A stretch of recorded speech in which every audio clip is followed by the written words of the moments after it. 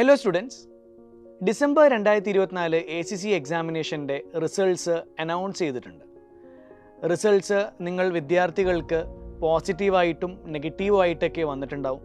അപ്പോൾ അതിനെക്കുറിച്ചിട്ട് കുറച്ച് കാര്യങ്ങൾ പറയാനാണ് ഞാൻ ഈ ഒരു വീഡിയോയിൽ നിങ്ങളുടെ മുമ്പിൽ വരുന്നത്. ഏതൊരു എക്സാമിനേഷൻ നമ്മൾ എടുത്തു നോക്കുവാണെങ്കിലും അവിടെ വിജയ പരാജയങ്ങൾ സാധാരണയാണ്. നിങ്ങളിൽ ചില സ്റ്റുഡൻസ് പേപ്പേഴ്സ് ക്ലിയർ ചെയ്തിട്ടുണ്ട്, എന്നാൽ ചില സ്റ്റുഡൻസിന് ഇപ്രാവശ്യം ആ ഒരു പേപ്പർ ക്ലിയർ ചെയ്യാൻ പറ്റാത്ത വിദ്യാർത്ഥികളുണ്ട്. എന്നാൽ തീർച്ചയായും നിങ്ങൾ അടുത്ത അറ്റംപ്റ്റിൽ അത് ക്ലിയർ ചെയ്യുമെന്നുള്ള കാര്യത്തിൽ എനിക്ക് ശുഭാപ്തി വിശ്വാസമുണ്ട്.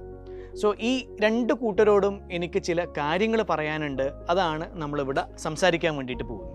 ആദ്യം എനിക്ക് സംസാരിക്കാനുള്ളത് എക്സാമിനേഷൻ പാസ്സായിട്ടുള്ള സ്റ്റുഡൻസിനോടാണ്. തീർച്ചയായും നിങ്ങൾ വളരെ പ്രോപ്പറായിട്ട് പഠിച്ചതുകൊണ്ടും ക്വസ്റ്റ്യൻസ് പ്രാക്ടീസ് ചെയ്തതുകൊണ്ടും നിങ്ങളുടെ കംപ്ലീറ്റ് എഫേർട്ട് ഈ ഒരു പേപ്പറിലേക്ക് നിങ്ങൾ സ്പെൻഡ് ചെയ്തതുകൊണ്ടുമാണ് നിങ്ങളൊരു പേപ്പർ ക്ലിയർ ചെയ്തത്. അപ്പോൾ എനിക്ക് നിങ്ങളോട് പറയാനുള്ളത്, ഈ പേപ്പർ പാസ്സാവുക എന്നുള്ളത് ഇതിൻ്റെ ഒരു ചെറിയൊരു ഭാഗം മാത്രമാണ്. നിങ്ങൾക്ക് അതിൻ്റെ ആ ഒരു അൾട്ടിമേറ്റ് ഒബ്ജക്റ്റീവായ ACC എഫിലിയേറ്റ് ആവുക അല്ലെങ്കിൽ ACC ക്വാളിഫൈഡ് ആവുക എന്നുള്ള ആ ഒരു പോയിന്റിലേക്ക് എത്താനുണ്ട്. അപ്പോൾ അതിലേക്കുള്ളൊരു പരിശ്രമം നിങ്ങൾ ഇനിയും തുടർന്നുകൊണ്ടേയിരിക്കണം. ഈ ഒരു പേപ്പർ പാസ്സായി എന്നുള്ള ആ ഒരു വിചാരത്തിൽ ഇനിയങ്ങോട്ട് നിങ്ങൾ കൂടുതൽ എഫേർട്ട് എടുക്കാതെ ഇരിക്കരുത്. തീർച്ചയായും നിങ്ങൾ ലാസ്റ്റ് പേപ്പർ ക്ലിയർ ചെയ്യാൻ എത്രയാണോ എഫേർട്ട് എടുത്തത് അതിനേക്കാൾ ഇരട്ടി എഫേർട്ട് നിങ്ങൾ തുടർന്നുള്ള പേപ്പേഴ്സിൽ നിങ്ങൾ പുട്ട് ഫോർവേഡ് ചെയ്യുക. എത്രയും പെട്ടെന്ന് ACCയെ ക്വാളിഫൈ ചെയ്യുക, ജോലിയിൽ പ്രവേശിക്കുക. അപ്പോൾ അതിൽ നിങ്ങൾക്ക് എൻ്റെ എല്ലാവിധ ഓൾ ദി ബെസ്റ്റും ഞാൻ നേരുകയാണ്. ഇനി പാസ്സാവാത്ത സ്റ്റുഡൻസിനോടുള്ള എൻ്റെ കുറച്ച് അഡ്വൈസുകളാണ്. ഫസ്റ്റ് ഓഫ് ഓൾ, നിങ്ങൾ ഈ ഒരു പേപ്പർ ഫെയിലായിട്ടുണ്ട്, ബട്ട് അത് നെക്സ്റ്റ് ടൈം ഉറപ്പായും പാസ്സാവും എന്നുള്ള കാര്യം ഞാൻ നിങ്ങൾക്ക് ഉറപ്പ് തരാം. സോ അതിന് വേണ്ടിയിട്ട് സൈലത്തിൻ്റെ ഭാഗത്തൊന്നും നമ്മൾ അധ്യാപകരുടെ ഭാഗത്തൊന്നും നിങ്ങൾക്ക് എന്തൊക്കെ ഹെൽപ്പുകളാണ് വേണ്ടത് അതൊക്കെ പ്രൊവൈഡ് ചെയ്യാൻ വേണ്ടിയിട്ട് നമ്മൾ റെഡിയാണ്. സോ നിങ്ങൾ ഒരു രീതിയിലും ടെൻസ്ഡ് ആവണ്ട, വിഷമിക്കണ്ട. നമ്മൾ തീർച്ചയായും ഈ ഒരു ഇഷ്യൂ സോൾവ് ചെയ്യും. നിങ്ങൾ നെക്സ്റ്റ് ടൈം ഡെഫിനറ്റ്ലി പാസ്സാവുന്ന രീതിയിലേക്ക് നിങ്ങളുടെ പ്രിപ്പറേഷൻസ് കൊണ്ടുപോകാൻ വേണ്ടിയിട്ട് നമ്മൾ നിങ്ങളെ ഹെൽപ്പ് ചെയ്യുന്നതാണ്. എനിക്ക് നിങ്ങളോട് പറയാനുള്ളൊരു കാര്യം എന്താണെന്ന് വെച്ച് കഴിഞ്ഞാൽ, നിങ്ങൾ ആദ്യമായിട്ട് എഴുതിയൊരു പരീക്ഷയല്ല ഡിസംബർ 2024 നടന്നത്.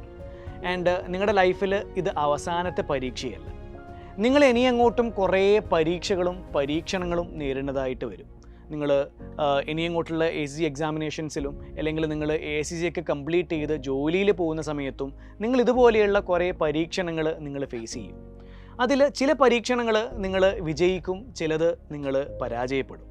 സോ പരാജയപ്പെടുന്ന സമയത്ത് നമ്മളത് പോസിറ്റീവായിട്ട് കണ്ട് എന്തുകൊണ്ട് പരാജയപ്പെട്ടു എന്നുള്ള കാര്യം അനലൈസ് ചെയ്ത് കഴിഞ്ഞാൽ തീർച്ചയായും നെക്സ്റ്റ് ടൈം നമ്മൾക്ക് സക്സസ് കൊണ്ടുവരാൻ പറ്റും.